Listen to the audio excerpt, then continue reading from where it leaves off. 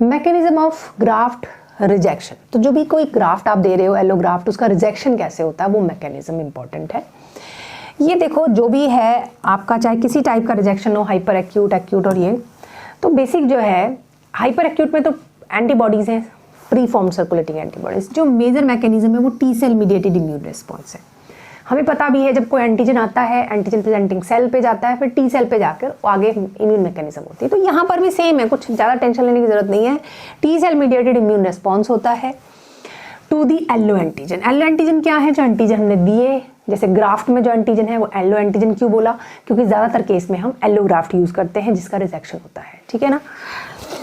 Expressed on the graft cells, और कौन है वो? एमएचसी। एमएचसी मॉलिक्यूल या फिर इसको एचएलए बोल लो, है ना।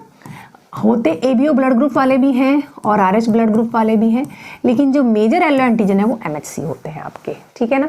तो major MHC, major histocompatibility antigen complex के जो मॉलिक्यूल है वही आपके एलो एंटीजन कहलाते हैं। अब वो क्या होता है, इसमें रिकॉग्निशन दोनों का होता है, donor MHC molecules plus associated peptide ligand in the cleft of MHC.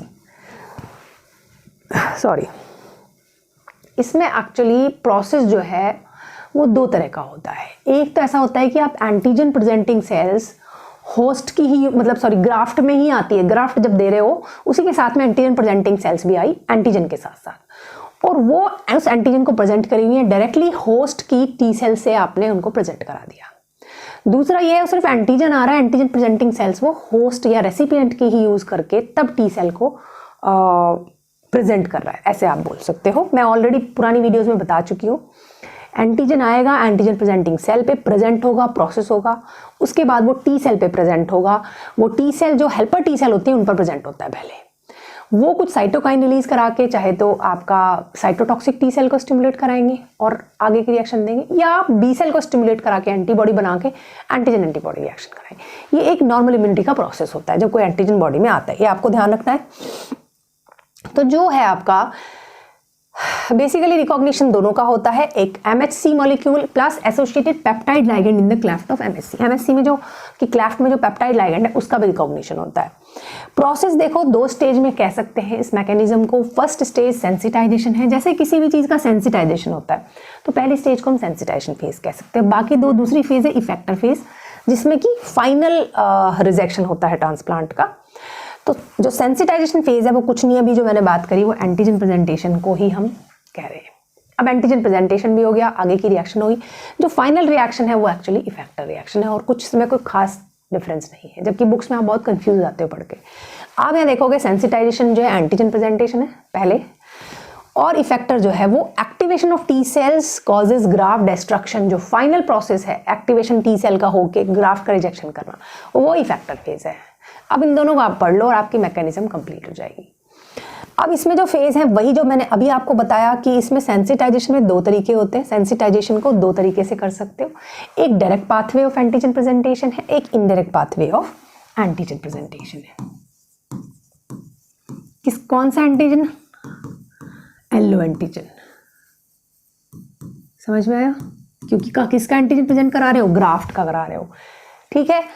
अब डायरेक्ट पाथवे में मैंने बताया ट्रांसप्लांट की ही एंटीजन प्रेजेंटिंग सेल्स यूज होंगी। जो इनडायरेक्ट पाथवे है उसमें रेसिपिएंट की एंटीजन प्रेजेंटिंग सेल्स यूज होंगी, क्योंकि ये खुद अपनी एंटीजन प्रेजेंटिंग सेल्स को लेके आया है, उन्हीं के ऊपर एंटीजन को प्रेजेंट कर रखा है इसने, और टी सेल्स को प्रेजेंट करना है। टी सेल किसकी है? रेसिपिएंट की।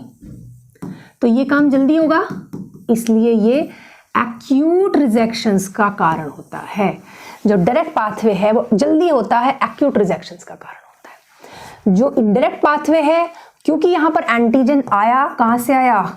ग्राफ्ट से आया, है ना। ग्राफ्ट जब आप कर रहे हो, ट्रांसप्लांट कर रहे हो, ग्राफ्ट से आया, और रेसिपिएंट के एंटीजन प्रेजेंटिंग सेल्स यूज करेगा। फिर ये थोड़ा सा लंबा प्रोसेस हो गया तो इसमें थोड़ा टाइम लगेगा, इसलिए ये क्रॉनिक रिजेक्शंस का रीजन होता है। इतना भी आप याद कर लोगे तो आपके लिए काफ़ी है।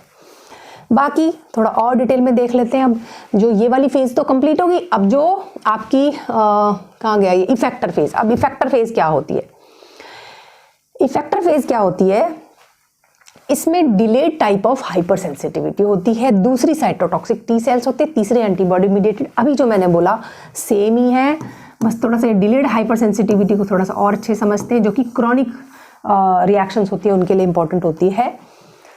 Delayed type of hyper sensitivity reaction होता क्या है, जो एक्टिवेटेड हेल्पर टी सेल है उनमें से कुछ सेल्स आपके डिफरेंशिएट होकर TDTH बनाती है। इसको हम ऐसे लिख सकते हैं, बनाती है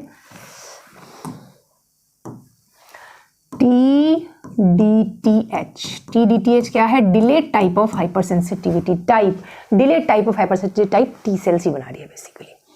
उनसे साइटोकाइंस रिलीज हो रहे हैं, उससे एक्टिवेट हो रही है मैक्रोफेजेस, और मैक्रोफेजेस क्या कर रही है, लाइटिक एंजाइम्स सिक्रीट कर रही है, और ये लाइटिक एंजाइम्स जो है ग्राफ्ट को किल कर रहे हैं, ग्राफ्ट को खत्म कर दे रहे हैं। समझ में आ रहा है?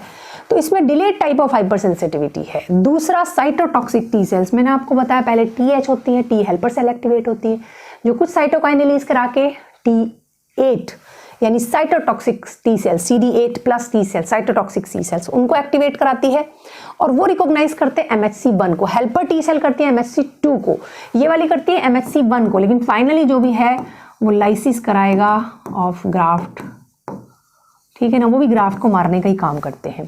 एक एंटीबॉडी मीडिएटेड है, जो आपका टी हेल्पर सेल्स हैं, वो साइटोकाइंस कुछ अलग रिलीज करा के बी सेल को एक्टिवेट करेंगे, वो प्लाज्मा में कन्वर्ट होगी, प्लाज्मा सेल्स में एंटीबॉडी होगी, और ये बेसिकली दो तरह की वो देती है, ADCC और classical complement lysis, complement mediated lysis बोलते हैं इसको।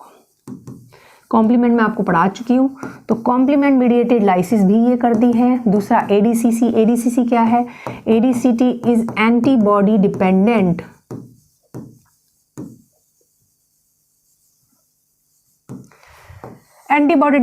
जो है वो साइटोटॉक्सिसिटी है इनकी, ठीक है। तो एंटीबॉडी डिपेंडेंट साइटोटॉक्सिसिटी जो है, या सेल साइटोटॉक्सिसिटी बोल लो, वो ADCC mechanism and classical complement, ये भी क्लासिकल वाला कराता है। दो होते हैं ना, क्लासिकल एक अल्टरनेट, तो यहाँ पर एक क्लासिकल टाइप की पाथवे है। देखोगे अगर आपको इम्यूनिटी समझ आ रही है तो सेम टाइप की चीज़ें हैं, कुछ इसमें बहुत ज़्यादा डिफरेंस है नहीं, ठीक है।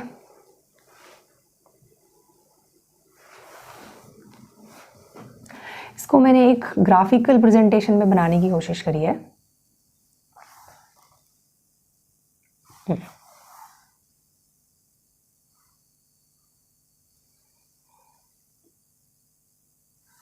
ओके, अब ये देखो इसका क्या ग्राफिकल प्रेजेंटेशन है।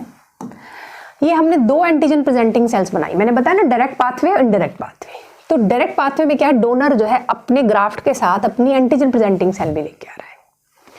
यहाँ पर antigen presenting sales indirect pathway में रेसिपिएंट की यूज हो रही है। ये इनडायरेक्ट प्रेजेंटेशन है, ये डायरेक्ट प्रेजेंटेशन है, ये वाला, ठीक है ना, डायरेक्ट प्रेजेंटेशन ये वाला।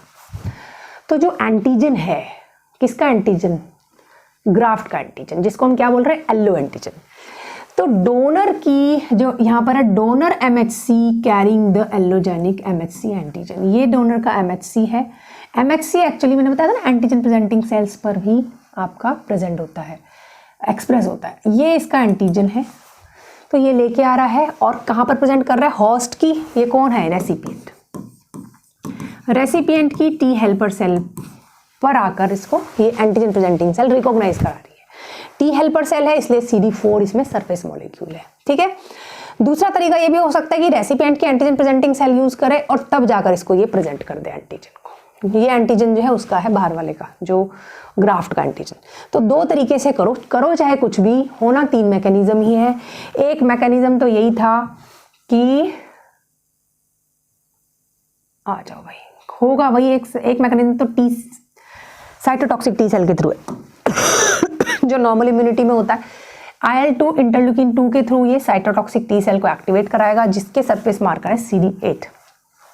ये क्लास 1 MHC एलो एंटीजन वहां पर उसको रिकॉग्नाइज करेगा और मेम्ब्रेन डैमेज कराएगा, लाइसिस कराएगा। दूसरा मैकेनिज्म बी सेल के थ्रू है, जो मैंने बताया था, एंटीबॉडी के through ADCC and complement mediated lysis करेगा।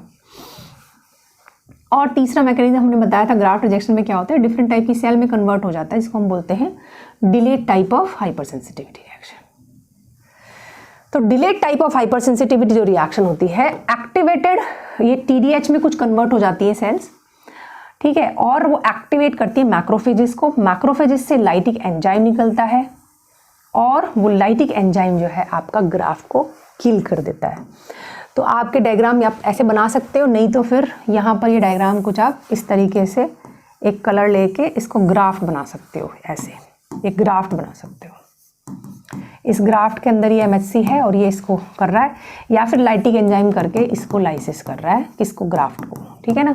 ऐसे ये एंटीजन दिखाओ यहाँ पे, एंटीबॉडी मीडिएटेड लाइसिस, ये भी ग्राफ्ट को antibody ADCC classical complement pathway के थ्रू लाइसिस कर रहा है।